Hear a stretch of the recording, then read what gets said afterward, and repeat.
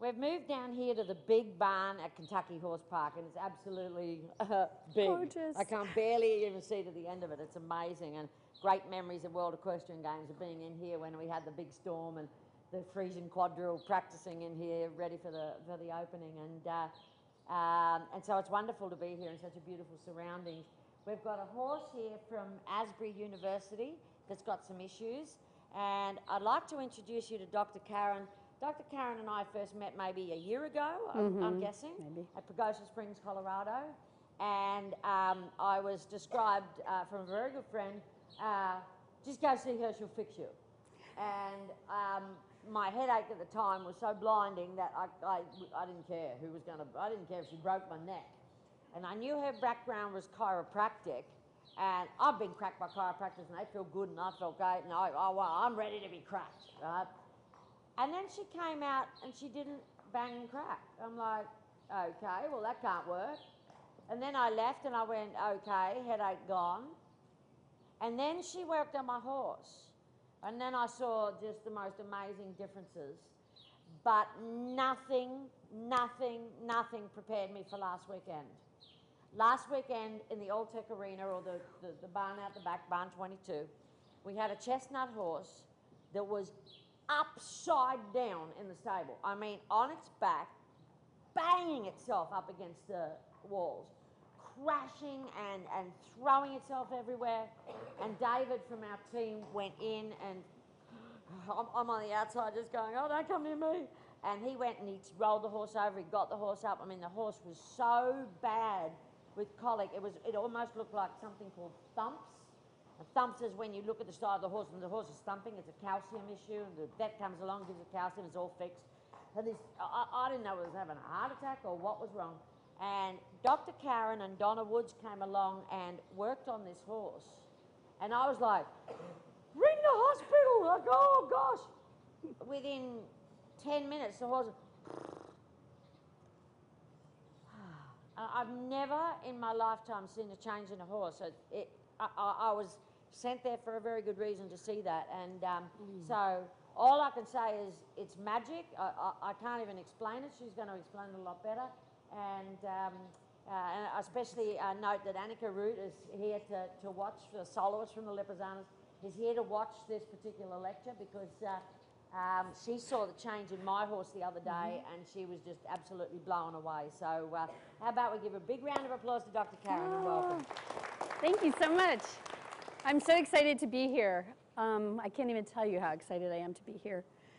I'd like to tell you a lot about me, but I think what I would really like to focus on, since we have a short amount of time, is giving you as much of me and as much of my perspective as possible.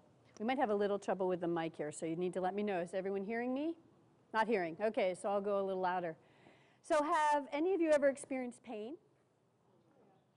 How many of you think you have been around horses or your own horses are in pain? Do you think you've ever ridden a horse that was in pain? Feels pretty bad, doesn't it? So I'd like to take a few minutes and kind of put you, if I can, in a place where you can feel others' pain. So I'd like for you to just kind of go to the person next to you a little bit, kind of pair off, not real, distinctly, but kind of find a partner. And just take a moment and kind of turn to somebody. You got a partner, just kind of turn your chairs a little bit, kind of just, and then you don't know each other, and this is not a huge intimate thing. But I'd like for you to just kind of take a moment and go inside yourself and just kind of find a peaceful place. Be a horse for a moment. Be a real horse for a moment. And once you find that peaceful place, I'd like for you to look, feel, sense, smell, taste, experience the person in front of you. And I'd like for you to tell me if you find any pain. And this can be pain on physical level, this can be pain on a spiritual level, this can be big emotional pain, but I just want you to tell me. Kind of see if you can come outside of yourself from that peaceful place and see if anywhere inside that other person, around that other person, that you can feel pain. I'm going to give you a few moments.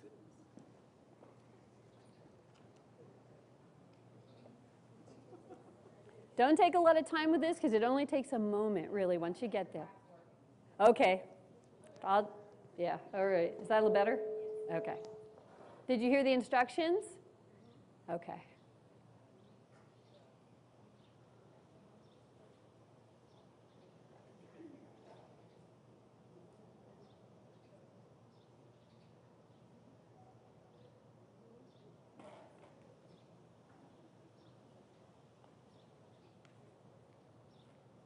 And you don't even have to open your eyes for this if you don't want to. You can stay in that quiet place and absorb them with your eyes closed if you're more comfortable, however you want.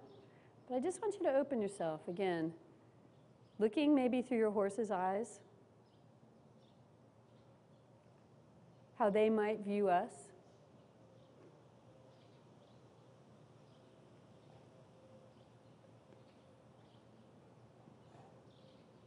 Little awkward? Everybody's doing okay. And once one has experienced the other, if you want to shift back and forth, or if you're kind of doing it together. And if anybody feels like they want to just kind of touch that area of pain, or kind of touch outside that area of pain, you know, just feel comfortable to do that, even though you don't know this person.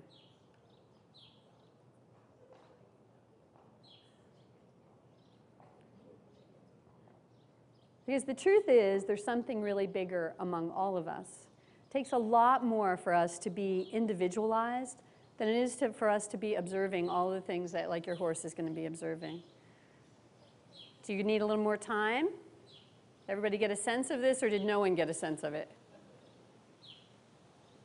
You can talk to me. I'm really not so scary. No, actually, I am. But anyone want to share?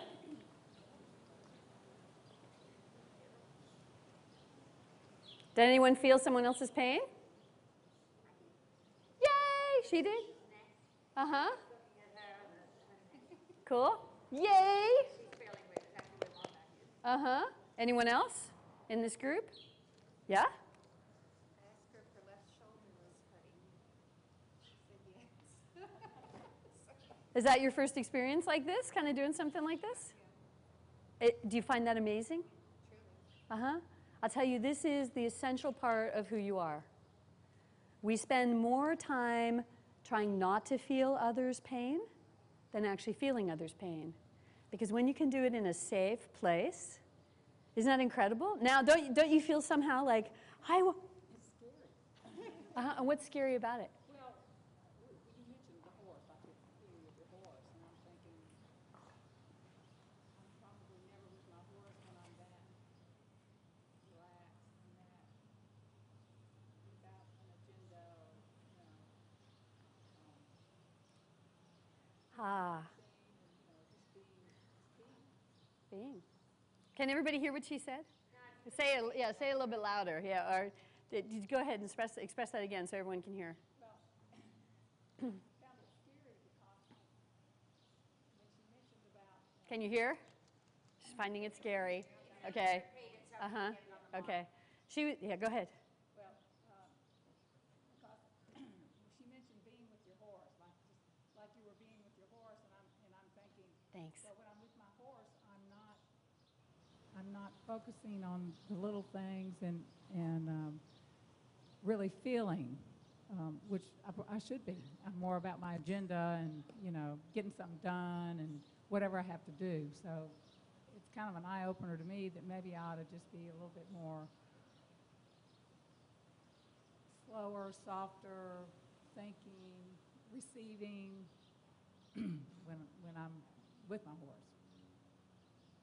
Good point. Awesome point. So what I hope to offer you today in this small amount of time is a bigger way of thinking and hopefully a bigger way of being. Because once you spend a short amount of time of this is your innate place in life. You can feel pain, you can feel happiness, but I'd like for you to start with the place of pain, because it's one of the things that we're really not comfortable with in our culture. And the other thing is that we do come with an agenda. You know, our horses, even if your horse knows that that shoulder is in pain, right, and you're trying to teach them, you know, you're training them, whatever, and you're holding this, sometimes it's my belief that, I mean, they're reading you and they're going, what the heck, you know, like, and just like Colleen talked about, you have a seats bone that's off. You know, they perceive a fly landing on their hair, right? So, and we think, okay, that's on their skin. But I mean, in order for them to survive, they perceive everything around.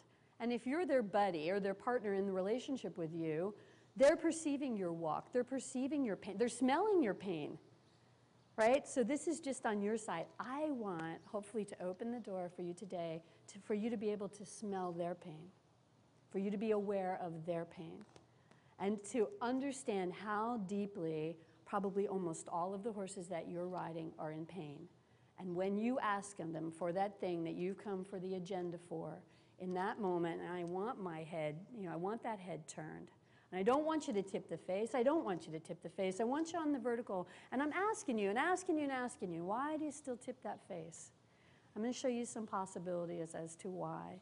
And I hope at the end of this, not that I want to make you feel bad, but I really hope that at the end of this, you feel really bad about how much. I want to make you, I hope that this small group, I can kind of take the sword and on either shoulder, you know, say, you are now a knight.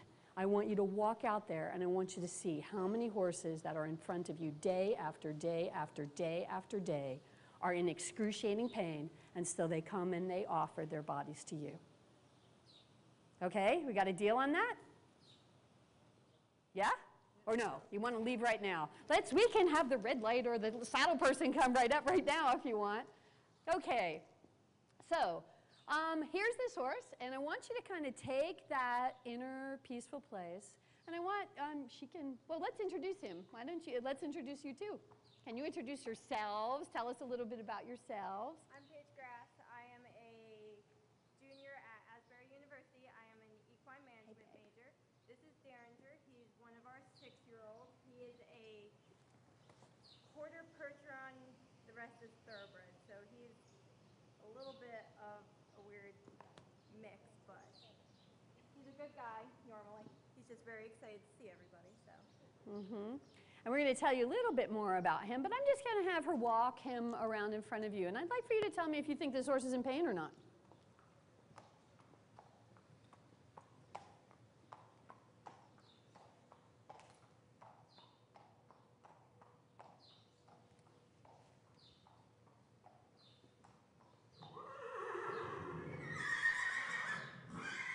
He's in emotional pain. No, okay.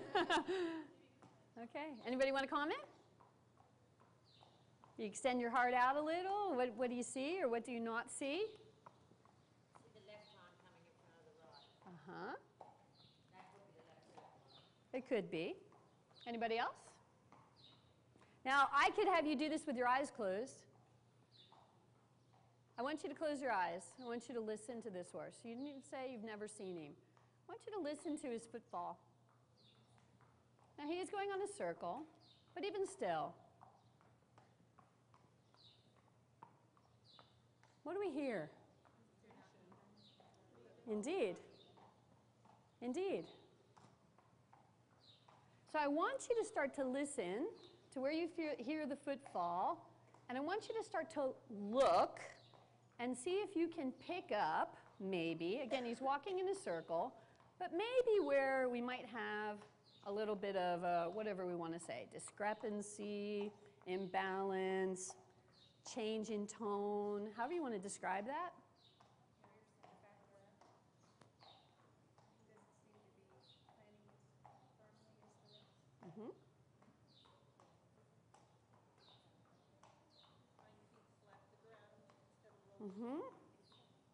Now, the reason this lovely horse is in this demonstration is because, if I had a mic, why did we choose him?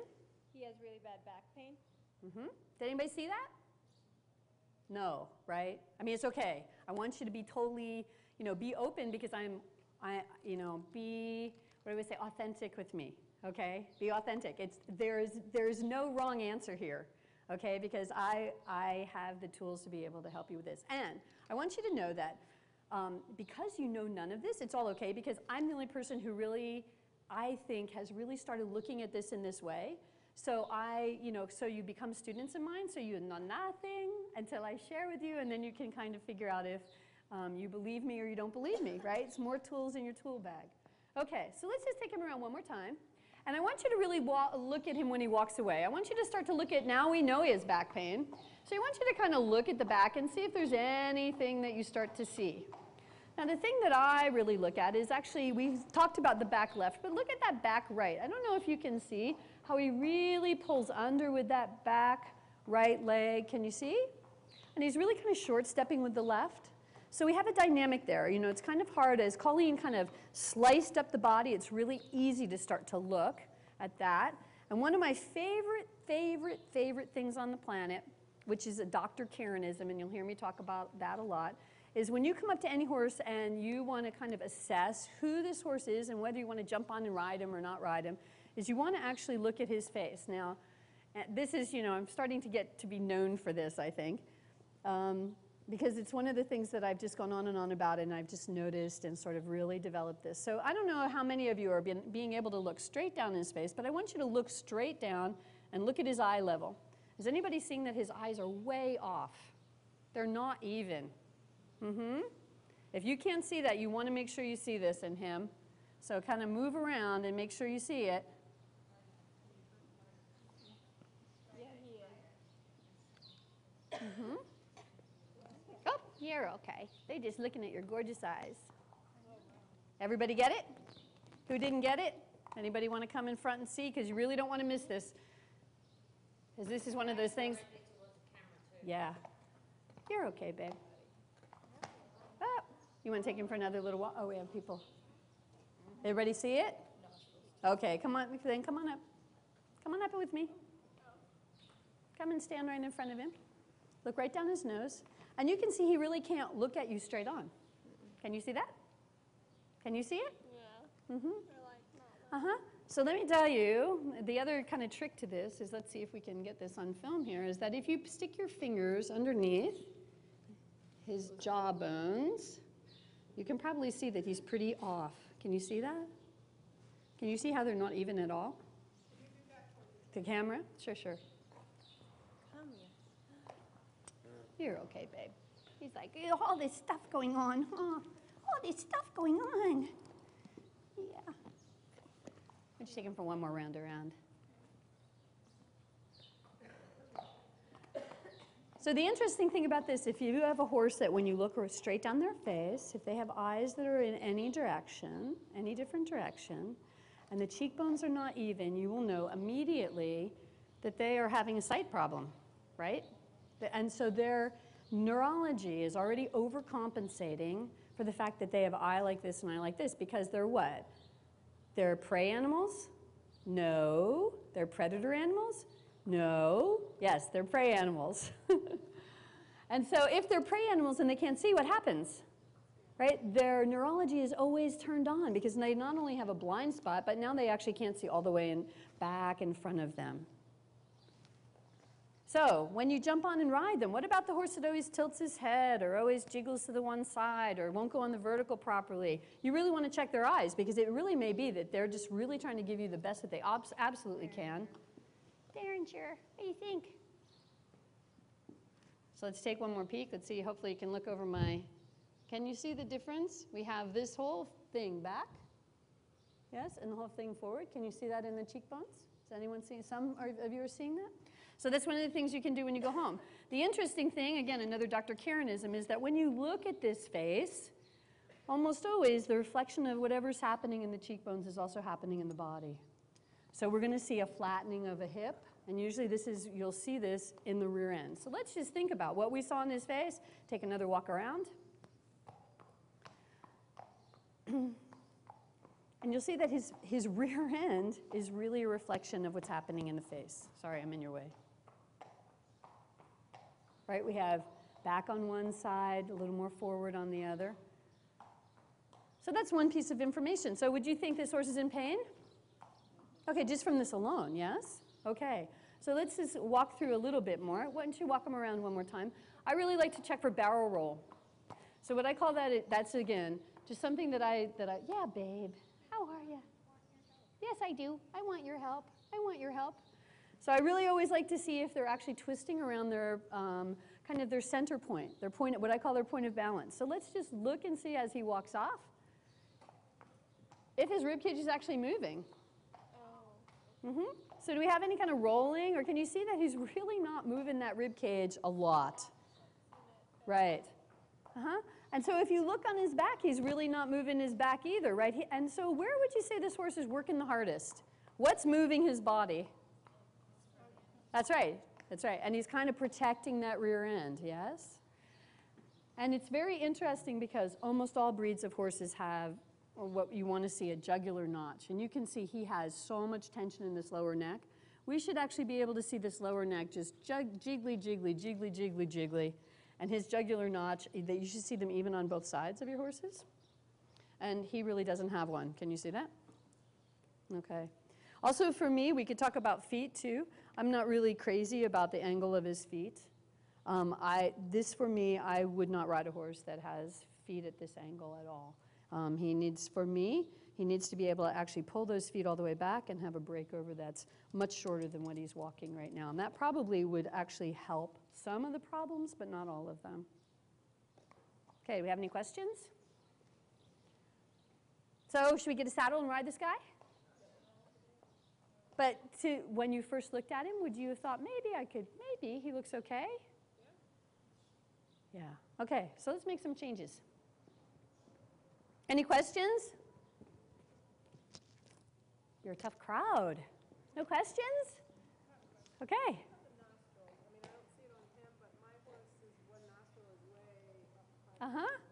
Yeah, and again, all of those things are pieces of the puzzle, of like her shoulder. All of those are pieces of the puzzle to say that there's something going on. Okay, so for pieces that you have, actually let's go there instead for right now. I'll just leave this in front of you. So things that you can do. Things that you can do. So while I'm talking to you, what I'm going to do is, and of course, we want great farrier work and great teeth work. If his teeth are not so good, he's just not going to do well at all. And you all know that. I know, hon. Yeah, I know. So right now, I'm just kind of pulling on this side of his face where the eye is just not quite right. And the interesting thing is that you can always tell your horse which is their dominant eye. I'm on his less comfortable side right now, and I'll show you a fun, again, this is another Dr. Karenism. So we see his face is kind of twisted, right? And we see that he wants to put me in a certain eye. You ever have horses, you notice that they're just much more comfortable. One side, they're one horse, another side, they're another horse, yes? So it's going to be very interesting. So a lot of times, the thing that after studying with so many people, the thing that really works about this, and let's see if we can get him a little comfortable here. I know, you just want to go, because I'm putting pressure on you, is coming up with your hand and coming up to the eye. Do you see how he's not blinking? He's okay? Blinking a little bit, but not so much, right? More or less, not so much happening there.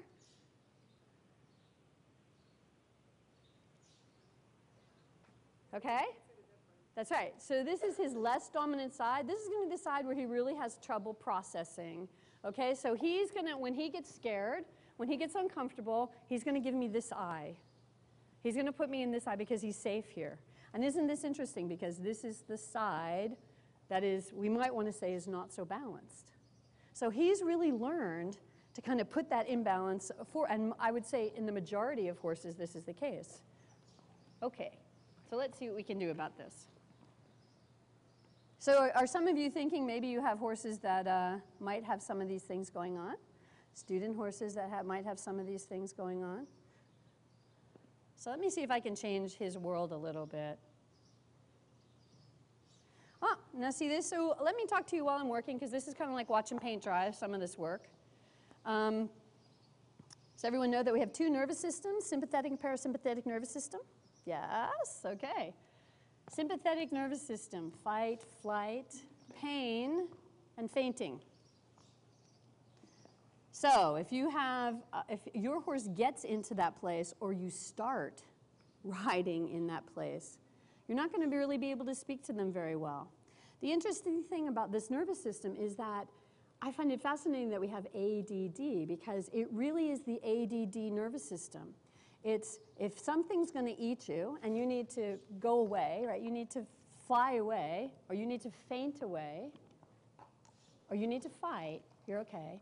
You're looking at everything, right? You're looking at everything. I need to look at this and this and this and this and this and this and this and this and this and this and this. And so are you surrounded by, or do you have, I'm surrounded by, people who tend to be that way, right? They can't really be peaceful, carry on a conversation real easily. Now you can tell, I'm getting into him, I'm changing his eye right now, and you can see this behavior. He's not so happy because his eyesight's starting to change. So that sympathetic nervous system is really, there we are. It's a very interesting place because, of course, we have so many ADD children and adults now, but I think it's really part of our culture because we're in a lot of times a fight or flight nervous system. You're all right, babe. You're all right. So this is a very interesting horse, isn't he? As we're going from chewing, a little bit of release to a little bit more fear, right? Back and forth, back and forth. You really want to be riding horses that are in the parasympathetic nervous system. You want to really be around people who are in the parasympathetic nervous system. I talked to a dear friend of mine who is, she works at our local post office. And I said to her, have you ever had somebody come in and go, oh, I just need this, I just need this, I just need this, and you try to solve the problem for them, right? And they won't hear you, right? And that's that sympathetic nervous system where they're fighting for their life over the stamp that they didn't get.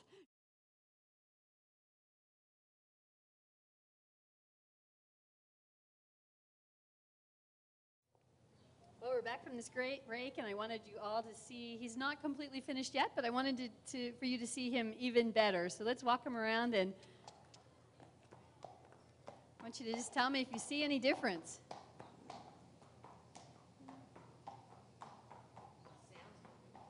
He's moving his rear end. Can you all see how he's moving so differently? And again, this was just a little bit of time, not completely done yet, but I would say that he's in a lot less pain, wouldn't you? Can you see he's tracking up more closely? He's almost all the way there. His hind foot is almost going where the front foot just left, and he was behind before. Good job. Thank you, I adore you. Thank you.